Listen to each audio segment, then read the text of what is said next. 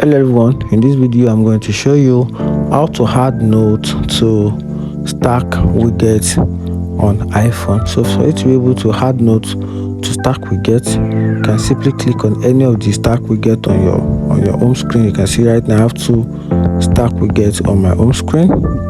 So I'm just going to long click on this. Then once I have another option that pops out of it, then I'm just going to click on Edit Stack. Then from there I can click on this plus icon. Then from there I will scroll down and look for the note widget.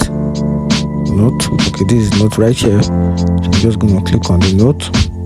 Then from there I can add this particular note, which is add widget, and that's it. You can see this widget has been added to the Stack widget. Then you click on done, and that's it. If you find this video helpful, like and follow for more. Thank you.